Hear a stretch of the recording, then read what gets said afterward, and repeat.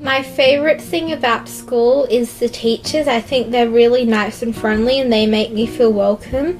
And I also like getting good grades because it makes me feel good about myself and I feel proud when I do it. And also, it's kind of like the thing that I'm good at. Like, some people are like known for being really funny, other people are really sporty. I do well at school. That's like kind of like the thing that I'm good at. I have a lot of amazing friends and they're very supportive. Like, when I'm upset, they're there for me, but sometimes don't really like the same stuff as they do. So often I find it hard to find common interests with a lot of people. My favourite subject is Japanese all the way. I like Japanese because it's very fun. It's very good communicating in another language because you know that somewhere around the world that's how people always talk and they're probably learning English, your language.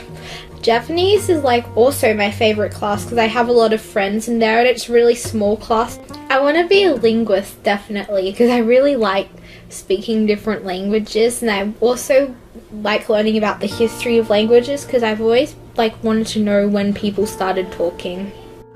I design clothes, but I don't actually make them, I just draw them. I write sometimes, I sing, I listen to my iPod, I talk to people, although that's not really a hobby. I do little athletics, I do Russian, and I think about Eastern Europe, basically.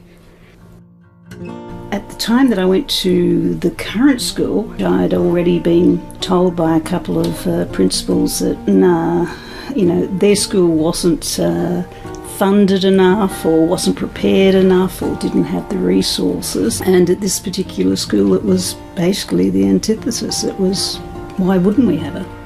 As a parent, it just sold me.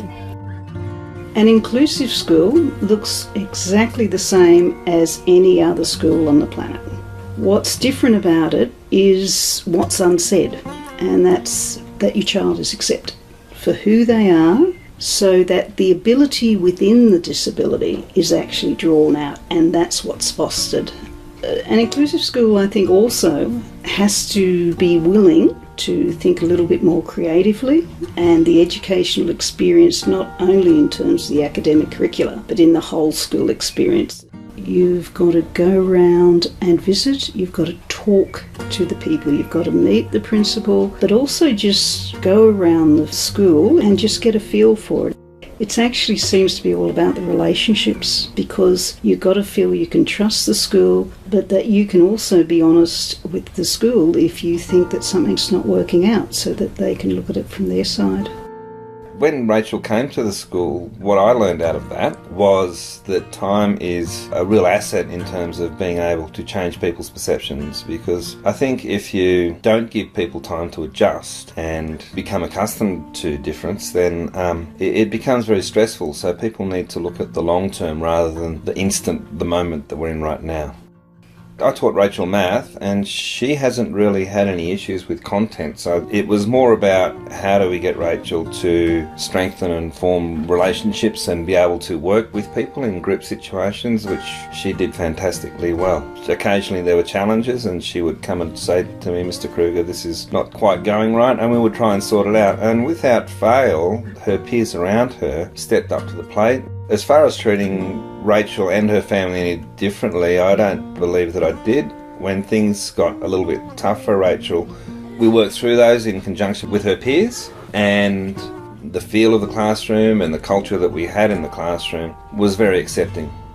For me, it's been about having the other kids embrace diversity in the classroom and to be able to see that it's okay to be different in a community. And it's not just for the kids, because the teachers have also come on board. As Rachel's grown up and the teachers have become accustomed to how she deals with different circumstances, there's not that anxiety anymore. And so that's a pleasing thing, because that's what inclusion's about.